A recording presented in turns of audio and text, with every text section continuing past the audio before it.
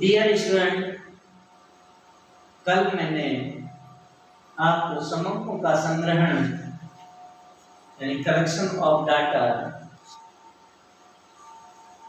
जिसमें मैंने प्राथमिक समक और द्वितीयक समक के बारे में बताया था। प्राथमिक समकों का संग्रहण किन किन बिंदुओं के तहत किया जाता है। जो बिंदु है वह सबसे पहला बिंदु है प्रत्यक्ष व्यक्तिगत अनुसंधान यानी डायरेक्ट पर्सनल इन्वेस्टिगेशन। दूसरा है अप्रत्यक्ष मौखिक अनुसंधान इनडायरेक्ट एंड इन्वेस्टिगेशन। संवाददाताओं से सूचना प्राप्ति इंफॉर्मेशन थ्रू करस्पॉन्डेंट्स, सूचकों द्वारा अनुसूचियां भरकर सूचना प्राप्ति। Information through schedules to be filled in by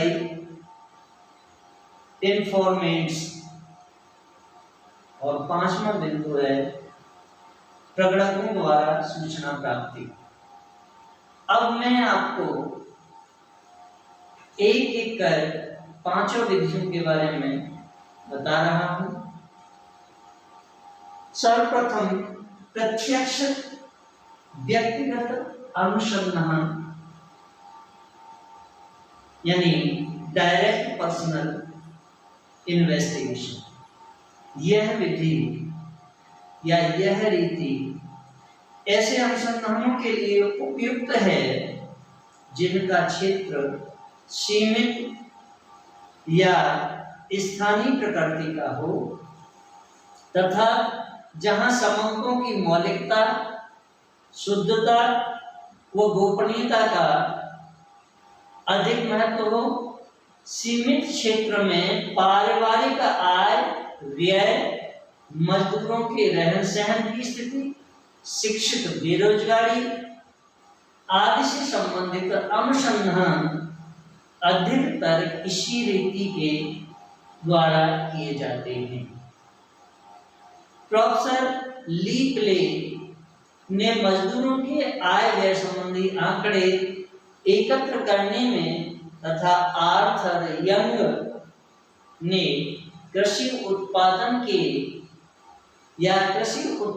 के अध्ययन में इसी रीति का उपयोग किया था। प्रत्यक्ष व्यक्तिगत अनुसंधान जो विधि है उसके कुछ गुण भी हैं और कुछ दोष भी हैं। सर्वप्रथम प्रत्यक्ष व्यक्तिगत अनुसंधान विधि के हम गुण देखते हैं कि उसके क्या क्या गुण हैं। सर्वप्रथम इसमें जो गुण हैं उसमें पहला गुण आता है शुद्धता। इस प्रणाली का अनुसंधान या इस प्रणाली के अनुसंधानकर्ता स्वयं कार्यक्षेत्र में उपस्थित रहता है तथा या अतः मौलिक और शुद्ध आंकड़े उपलब्ध हो जाते हैं। पहला बिंदु था गुणों का। दूसरा बिंदु इसमें है और वह है विस्तृत सूचनाओं की, यानी दूसरा बिंदु है विस्तृत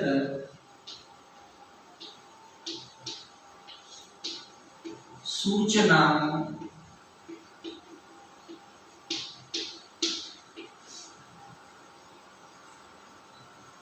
की विस्तृत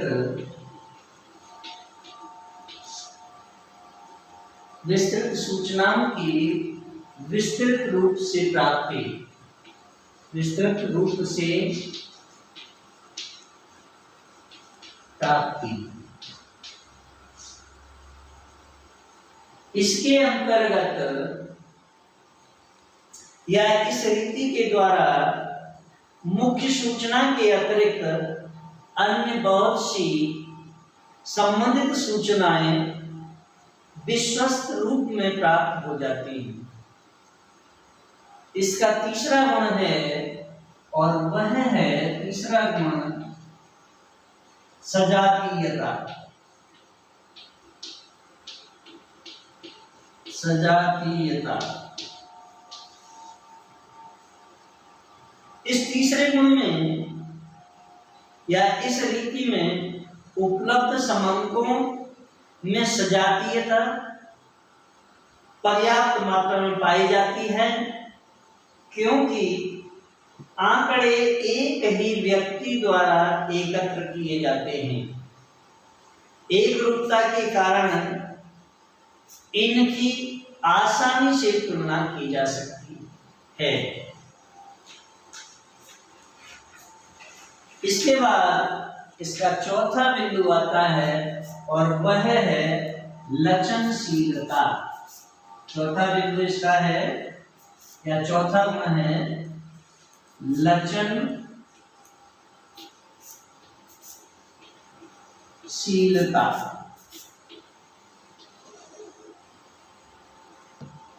यह प्रणाली लोचदार है। अनुसंधानकर्ता आवश्यकता पड़ने पर प्रश्नों में थोड़ा बहुत संशोधन करके अभीष्ट सूचना उपलब्ध कर सकता है।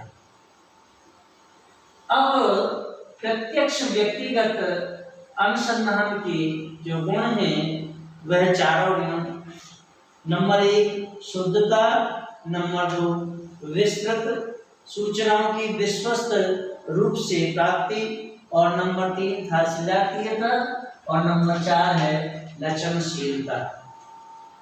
इस प्रणाली के अंतर्गत अगर कुछ गुण हैं तो कुछ दोष भी हैं, और वह दोष कौन कौन से हैं इनका भी हम अध्ययन करके देखते हैं। और वह गुण है सर्वप्रथम नंबर 1 इसमें आता है सीमित क्षेत्र। नंबर 1 सीमित क्षेत्र।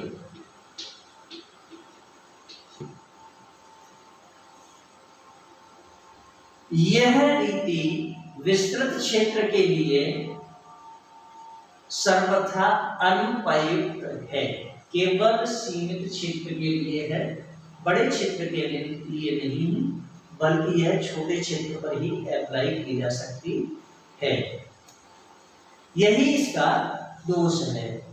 दूसरा इसका दोष है पक्षपात। दूसरा है पक्षपात। अब देखिए यह रीति पक्षपात कैसे करती है।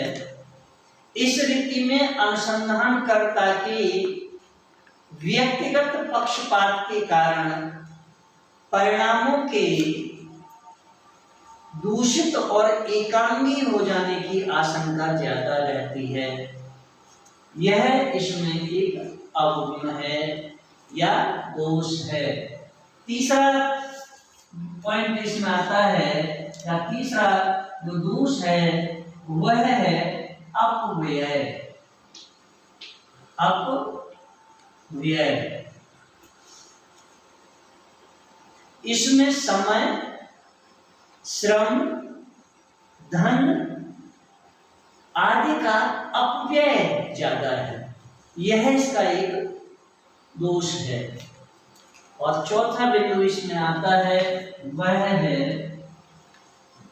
चौथा बिंदु है भ्रामक निष्कर्ष। भ्रामक निष्कर्ष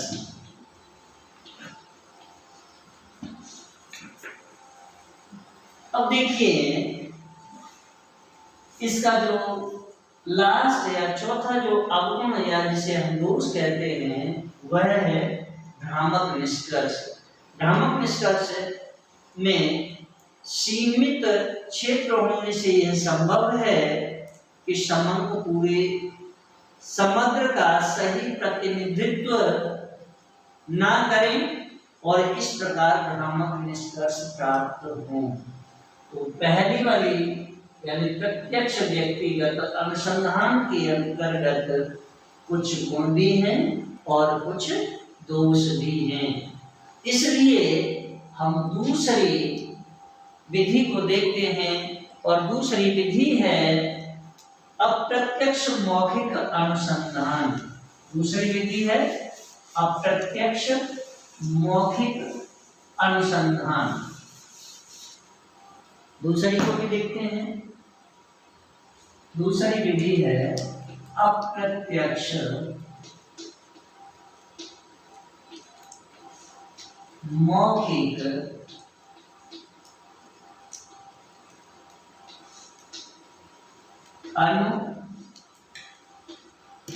अनुसंधान।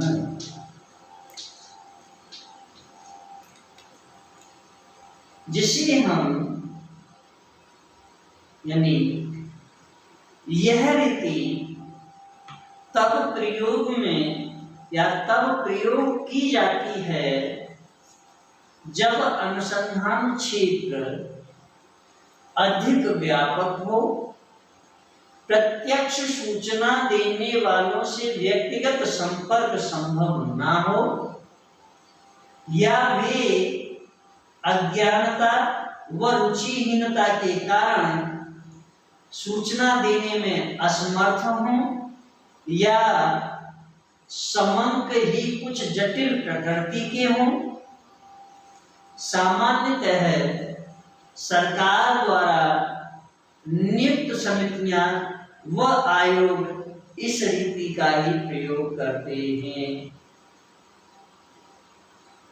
सरकार द्वारा नियुक्त समितियां और आयोग इसी रीति का प्रयोग सर्वाधिक करते हैं, क्योंकि यह अप्रत्यक्ष मौखिक अनुसंधान है। अब इस प्रणाली के यानी ये जो प्रणाली है, इस प्रणाली के भी कुछ गुण और कुछ दोष हैं। अब हम देखते हैं कि इस प्रणाली के गुण क्या क्या हैं। तो सर्वप्रथम इस प्रणाली का जो गुण है वह है मितव्यता।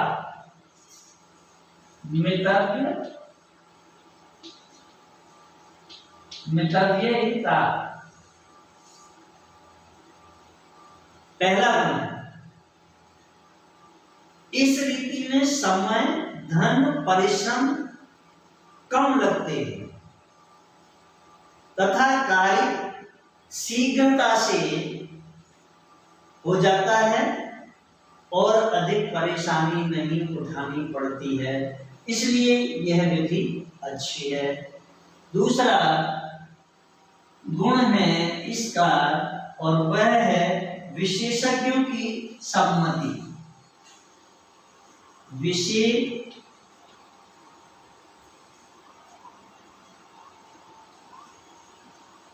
विशेषज्ञों की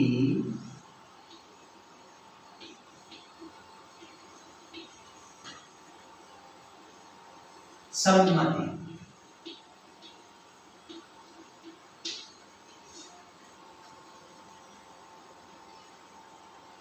इस रीति में पक्ष और विपक्ष के व्यक्तियों से पूछताछ करने से समस्या के विभिन्न पहलुओं का विवेचन हो जाता है। तीसरा इसमें गुण आता है और वह है निष्पक्षता।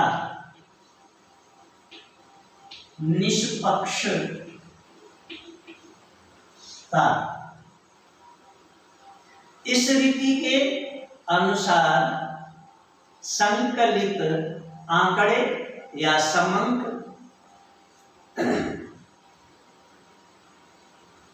अनुसंधानकर्ता के व्यक्तिगत पूछताछ या व्यक्तिगत पक्षपात से प्रभावित नहीं होते हैं। और चौथा इसमें गुण है वह गुण है विस्तृत क्षेत्र,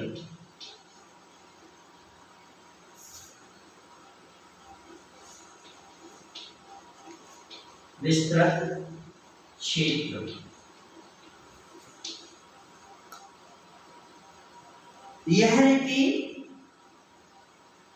विस्तृत क्षेत्र के ऐसे अनुसंधानों में उपयुक्त है जहां सूचकों से प्रत्यक्ष संपर्क संभव या लाभप्रद ना हो। यह इसके यानी अप्रत्यक्ष मौखिक अनुसंधान विधि के गुण हैं, लेकिन जब इसके गुण हैं तो इसके कुछ दोष भी हैं, और वह दोष हैं नंबर 1,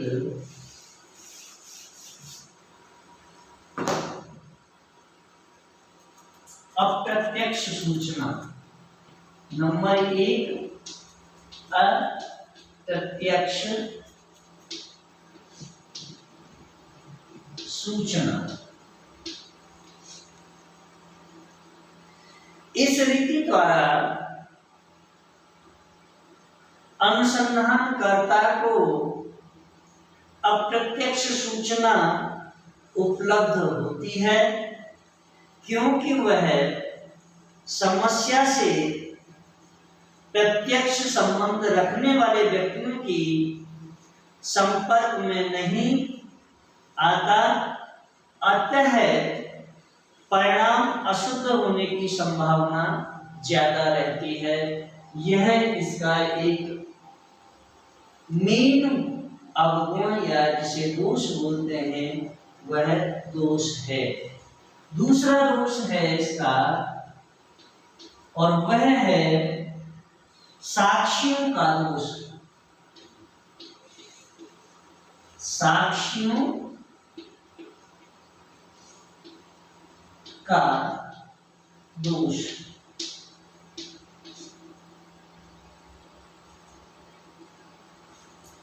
जिन साक्ष्यों से समंक प्राप्त किए जाते हैं उनकी लापरवाही, अज्ञानता व पक्षपात के कारण समंक दूषित हो जाते हैं। इस रीति के सफल प्रयोग के लिए निम्न सावधानी रखनी आवश्यक हो जाती है, और उसमें नंबर 1 जो सावधानी बरतनी होती है वह है सूचना देने वाले साक्ष्यों की संख्या पर्याप्त होनी चाहिए। अगर सूचना देने वाले साक्ष्यों की संख्या पर्याप्त नहीं है तो यह जो अप्रत्यक्ष मौखिक अनुसंधान रीति है इसके जो रिजल्ट होंगे वह गलत भी निकल सकता है और सही भी निकल सकता है, क्योंकि आंकड़े इसके सही नहीं होंगे, और जब आंकड़े सही नहीं होंगे तो इसका जो रिजल्ट है या जो परीक्षण कर रहे हैं, जिन आंकड़ों का हम परीक्षण करेंगे उसका निष्कर्ष परीक्षण से गलत भी आ सकता है और सही भी आ सकता है। दूसरा यानी साक्ष्यों के दोष में अगर दूसरी सावधानी देखी जाए आंकड़े को कलेक्ट करने के लिए, तो वह ऐसे व्यक्तियों से सूचना प्राप्त करनी चाहिए जो संबंधित तथ्यों की यथेष्ट जानकारी रखते हैं और सूचना देने में उदासीनता व लापरवाह नहीं है। अगर लापरवाह है तो रिजल्ट गलत भी आ सकता है। तीसरी सावधानी बरतनी पड़ती है इसमें, और वह है पक्ष और विपक्ष दोनों के व्यक्तियों से सूचना उपलब्ध करनी चाहिए। यानी पक्ष वाले लोगों से भी सूचना और विपक्ष वाले लोगों से भी सूचना लेनी चाहिए। चौथा या चौथी जो सावधानी है यह भी देख लेना आवश्यक है कि सूचना देते समय सूचकांक कि मानसिक स्थिति ठीक है या नहीं है। और 5वां अंतिम सावधानी, इस अनुसंधानकर्ता को साक्षियों से या अनुसंधानकर्ता को साक्षियों से पूछताछ करने में धैर्य, विनम्रता, चतुराई व निष्पक्षता से काम लेना चाहिए। अगर ये सारी चीजें हैं, सावधानी बरती गई हैं, तो यह विधि के जो आंकड़े, जो रिजल्ट हैं, वह रिजल्ट या वह निष्कर्ष एकदम शुद्ध आएंगे। अगर सावधानी नहीं बरती गई है तो इसके जो निष्कर्ष हैं वह गलत भी आ सकते हैं। और विशेष तौर पर अप्रत्यक्ष मौखिक अनुसंधान को प्रयोग ज्यादातर पुलिस अपने कार्यों में करती है। इसके बाद तीसरी रीति है, और वह रीति है स्थानीय स्रोतों व संवाददाताओं। तीसरी, स्थानीय स्रोतों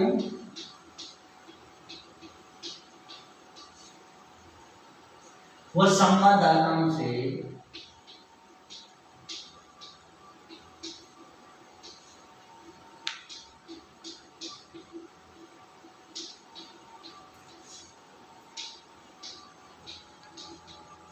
सूचना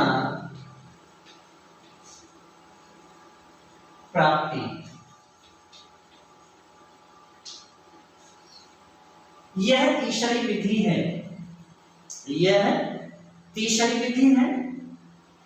देखते हैं इस रीति के अंतर्गत अनुसंधानकर्ता द्वारा विभिन्न स्थानों पर स्थानीय व्यक्ति या विशेष संवाददाता नियुक्त कर दिए जाते हैं, जो समय समय पर अधिकतर अपने अनुभव के आधार पर सूचना भेजते रहते हैं।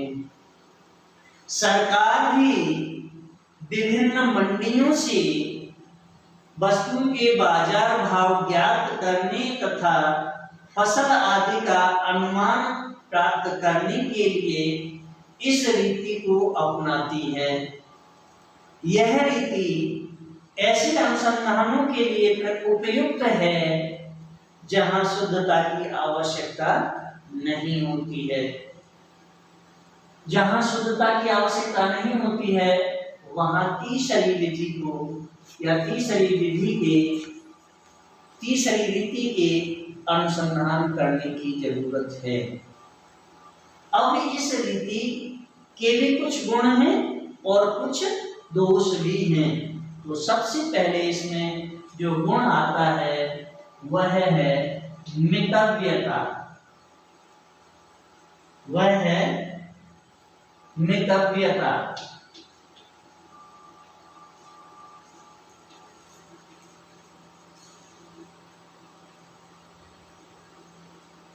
इस रीति में समय, धन और परिश्रम की बचत होती है। सूचना शीघ्रता से और कम खर्च पर प्राप्त हो जाती है। यह इसका एक गुण है। दूसरा गुण है इसका, और वह है विस्तृत क्षेत्र।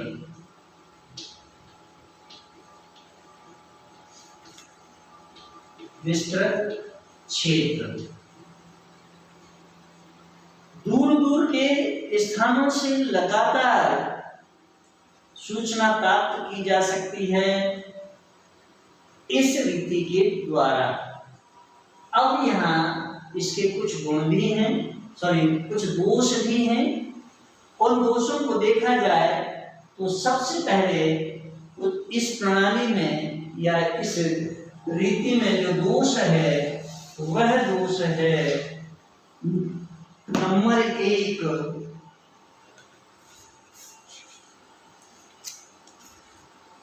शुद्धता व मौलिकता में कमी।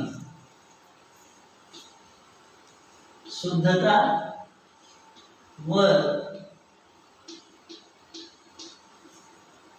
मौलिकता में कमी, यह इसका एक मेन दोष है। क्या है? इसमें शुद्धता और मौलिकता कम होती है, क्योंकि इसमें अनुमानों को अधिक महत्व दिया जाता है। केवल अनुमान लगाए जाते हैं इस विधि के अंतर्गत, इसलिए इसमें शुद्धता और मौलिकता की कमी होती है। दूसरा बिंदु है इसमें, और वह है, दूसरा जो दोष है वह है एक रूपता का अभाव। एक रूपता का अभाव।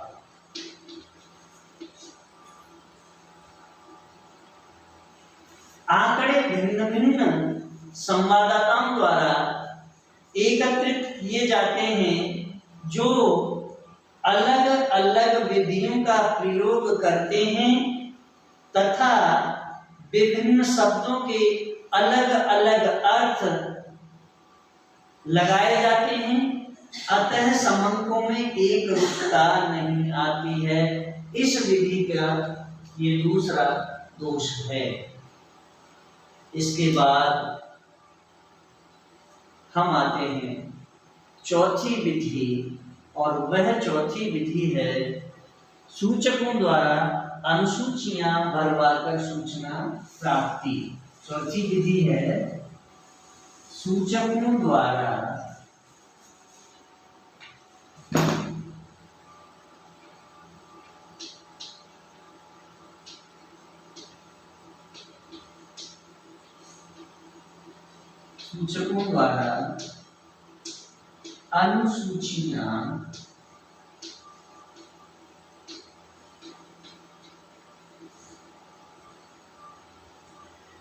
भरवाकर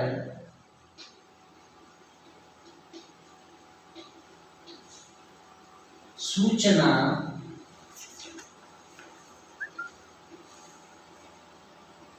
प्राप्ति। चौथी विधि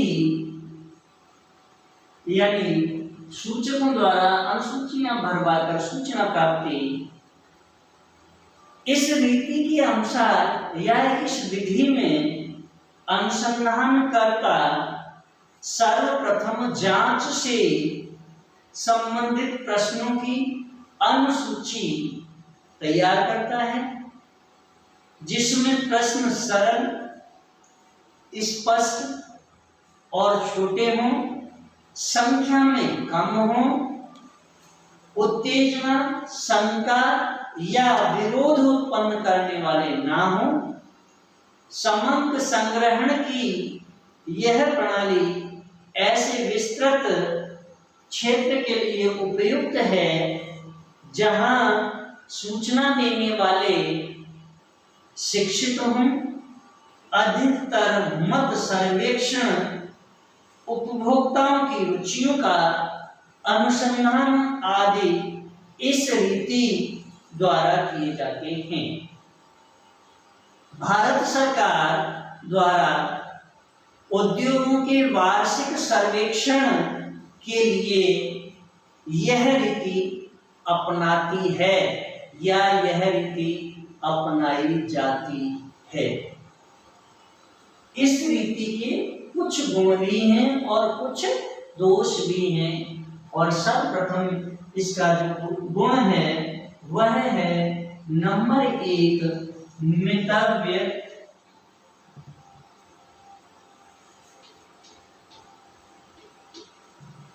मितव्ययता। इस रीति में कम खर्च में विशाल क्षेत्र की सूचनाएं उपलब्ध हो जाती हैं नंबर 2 विस्तृत क्षेत्र,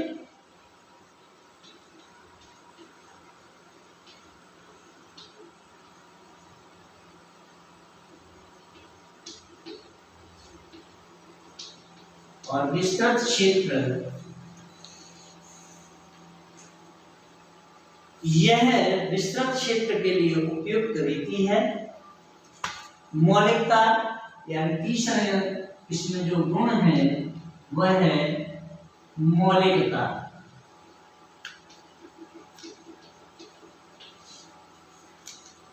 सूचनाएं स्वयं सूचकों द्वारा दी जाती हैं, अतः इसमें मौलिकता होती है। लेकिन इसके कुछ दोष भी हैं, और वह दोष है, सर्वप्रथम इसका जो दोष है वह दोष है नंबर 1 अपर्याप्त व अपूर्ण। नंबर 1 अपर्याप्त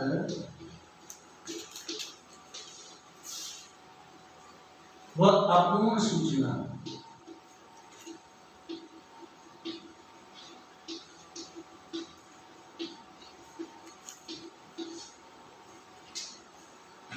इसका जो दोष है वह है अपर्याप्त व अपूर्ण सूचना। अधिकतर सूचक अनुसूचियां वापस ही नहीं करते। जो अनुसूचियां वापस आ जाती हैं उनमें से अनेक अपूर्ण होती हैं। उदासीनता या शंका के कारण अनेक प्रश्नों के उत्तर ही नहीं दिए जाते, जिससे अनुसंधान में अभिनति का अंश आ जाता है, जिससे भ्रामक निष्कर्ष निकलते हैं। दूसरा इसका जो दोष है वह है शुद्धता की कमी।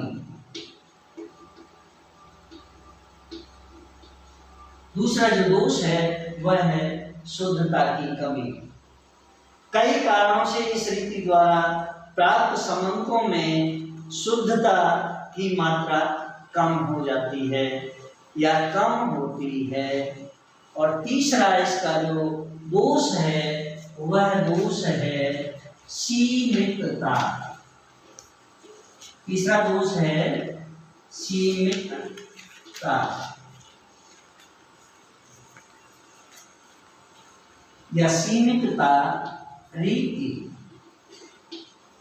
यह दोष भी है, और यह रीति शिक्षित व्यक्तियों तक ही सीमित है।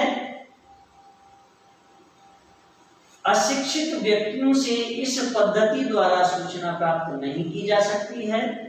इतने दोष होते हुए भी यह प्रणाली बड़े क्षेत्र में शिक्षित व्यक्तियों से अतिशीघ्र सूचना प्राप्त करने में सर्वथा उपयोगी है।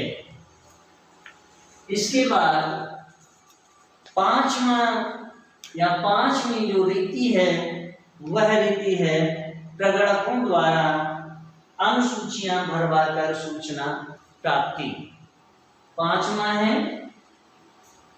वह है प्रगणकों द्वारा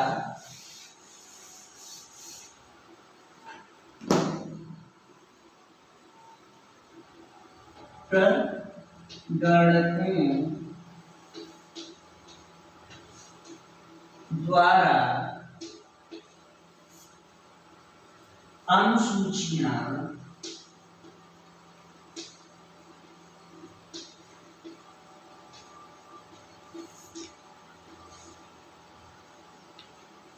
भरकर सूचना प्राप्ति।